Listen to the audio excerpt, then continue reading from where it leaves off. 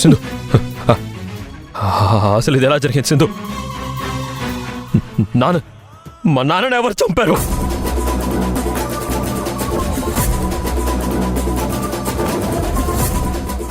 మారుతిరావు గాడా లేకపోతే పొలిటీషియనా? చెప్పు సింధు, ఎవరో? ఎవరిని వదిలిపెట్టను సింధు, చెప్పు.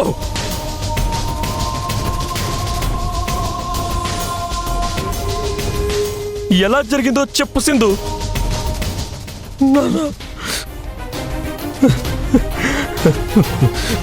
చెప్పు సింధు, చెప్పు ఎలా జరిగింది?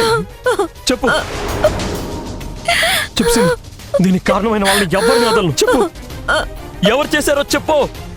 చెప్పు సింధు, చెప్పు. చేసావు యష్.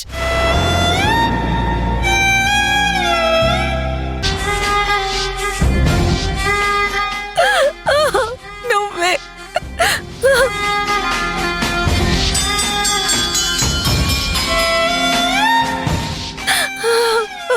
నువ్వే మావయ్యని కాల్చి చంపావు.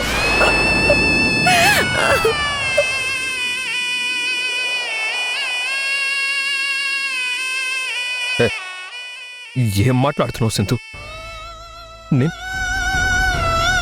నేను మా నాన్నని చంపడం ఏంటి? నీకేమన్నా పిచ్చెక్కిందా? నేను నిజమే చెప్తున్నాను. ఆ రోజు నువ్వు బాంబ్ బ్లాస్ట్ కి ముందు కాల్చింది మారుతీరావుని కాదు,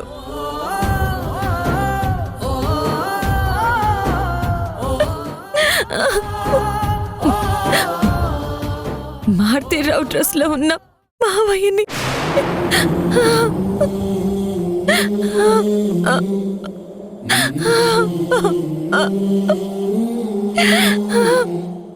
కాదు సింధు, నేను కాల్చింది మారుతీరావు సింధు. కాదు యష్, మావయ్యనే.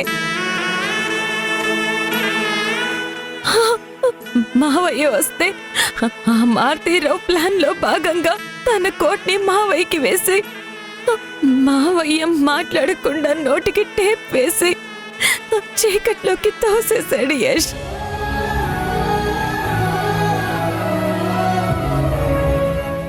అప్పటికి ఆవేశంలో ఉన్న నువ్వు మావయ్యని మారుతీరావు అనుకుని నేను వద్దు అంటున్నా కాల్ చేసావు యష్. నువ్వు కాల్ చేసావు.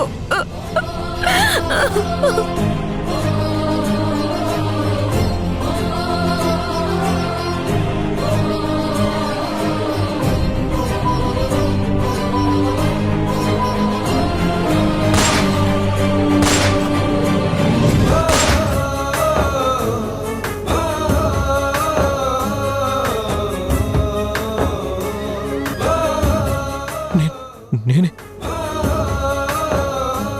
నేనే నేనే చంపేశానా నాన్నని? మా నాన్నని నేనే కాల్చి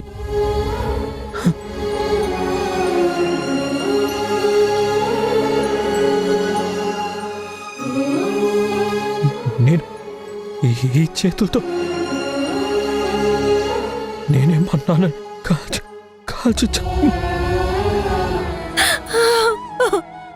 అంటే నేనే మా నాన్నని. యష్, యష్, యష్, నేను చెప్పేది విను యష్. సింధు, నేను ఈ చేతులతోనే కదా నేను మా నాన్నని కాల్చింది. నేను బతకూడదు.